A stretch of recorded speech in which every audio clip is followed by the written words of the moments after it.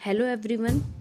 आज की क्लास में करंट अफेयर से रिलेटेड जो पद्म पुरस्कार 2023 में दिए गए हैं उनके बारे में हम जानेंगे। तो शुरू करते हैं आज की वीडियो।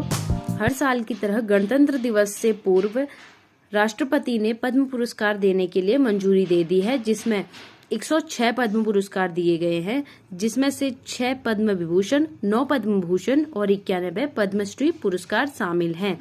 ठीक है। विदेशी NRI PIO OCI की श्रेणी में 2 और 7 लोगों को मरणोपरांत पुरस्कार दिया जाएगा। ठीक है। सूची में सपा संरक्षक मुलायम सिंह यादव समेत कई दिग्गज नाम शामिल हैं। हालांकि पद्म पुरस्कार पाने वालों की सूची में इस वर्ष 19 महिलाएं भी हैं, जैसे लेखिका सुमन मूर्ति, सुधा कल्याणम, अभिनेत्री रवीना टंडन, ये सारे पद्म पुरस्कार में शामिल हैं।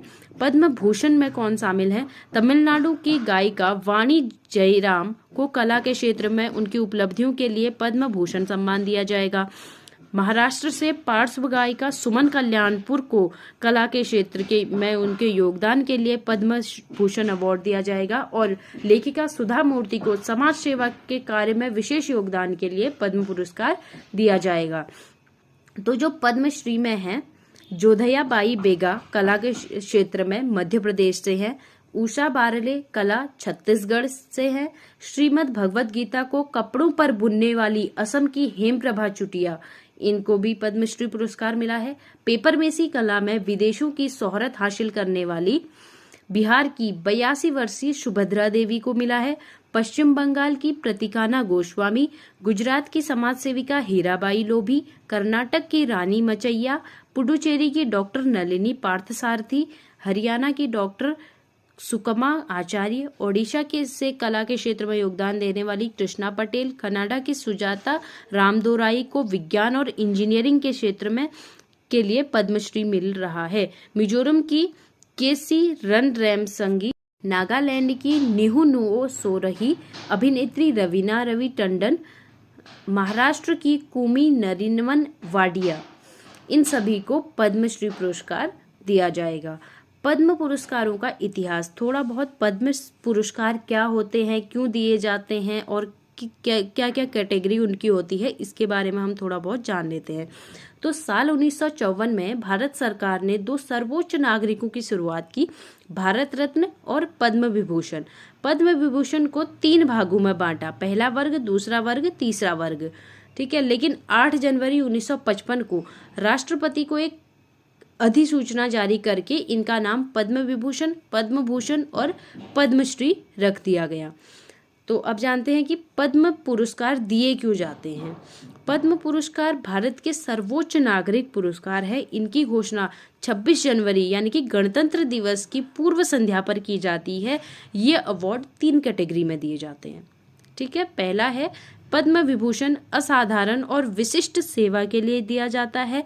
पद्म भूषण एक उच्च श्रेणी की विशिष्ट सेवा के लिए दिया जाता है और पद्मश्री विशिष्ट सेवा के लिए दिया जाता है। तो ये 3 हमारे पद्म अवार्ड हैं। और कैसे दिए जाते हैं, कौन इनको तय करता है कि किसे मिलेंगे, तो इसके बारे में हम जानते हैं।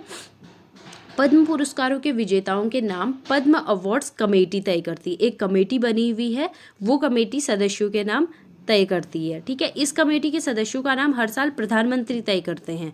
कमेटी की अध्यक्षता मंत्रिमंडल के सचिव करते हैं। इसमें गृह सचिव, राष्ट्रपति के सचिव, 4 से 6 अन्य सम्मानित सदस्य होते हैं। तो इन सब से मिलकर एक कमेटी बनती है जो अवार्ड के लिए किनके नाम जाने हैं इनको तय करती है। पुरस्कारों के लिए नॉमिनेशन प्रोसेस होती है। अच्छी बात है कि इसमें आप भी खुद को सेल्फ नॉमिनेट कर सकते हैं।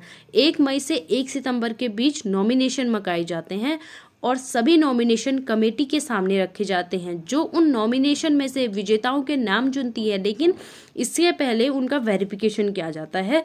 विजेताओं को उनकी जीवन की उपलब्धि और सामाजिक विकास में उपलब्धि के आधार पर चुना जाता है। यानी कि क्या होता है कि एक कमेटी बैठेगी, ठीक है, उसमें 6 से 8 लोग होंगे। उसके लिए 1 मई से 15 सितंबर तक नॉमिनेशन होते हैं। कोई भी अपना नाम उनको दे सकता है और अपने बारे में बताएगा उनको। उसके बाद उनका वेरिफिकेशन होगा, उनको जो कमेटी है उसके लोग ये पता करेंगे कि ये सही है या नहीं है, ठीक है। उनके जीवन की उपलब्धियों के बारे में, उनके अचीवमेंट के बारे में वो सब पता करेंगे। उसके आधार पे फिर उनको चुना जाएगा।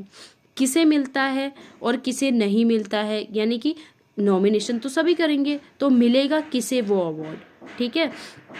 इस पुरस्कार के लिए विजेता नस्ल, लिंग, हैसियत, व्यवसाय के आधार पर नहीं चुने जाते हैं, ठीक है, बल्कि किसी की गतिविधि या क्षेत्र में अद्भुत या विशिष्ट उपलब्धि या योगदान के आधार पर चुने जाते हैं। कोई भी लड़का है, लड़की है, अमीर है, गरीब है, इसके आधार पे पद्मश्री, पद्म विभूषण पुरस्कार नहीं दिया जाता है, ठीक है। एक जो जिसकी एक विशिष्ट उपलब्धि होगी, योगदान होगा किसी क्षेत्र में, उनको दिया जाएगा।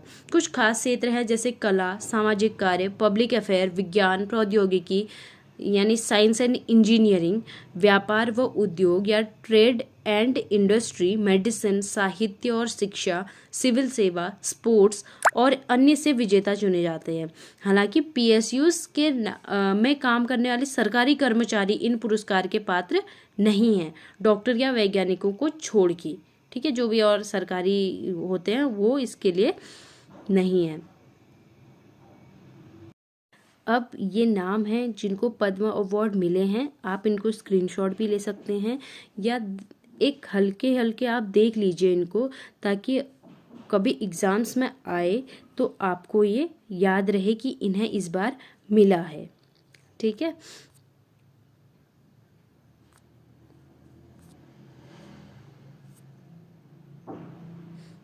तो आशा है कि आपको वीडियो पसंद आया होगा और ऐसी ही और वीडियोस देखने के लिए हमारे चैनल को सब्सक्राइब कीजिए। Thank you.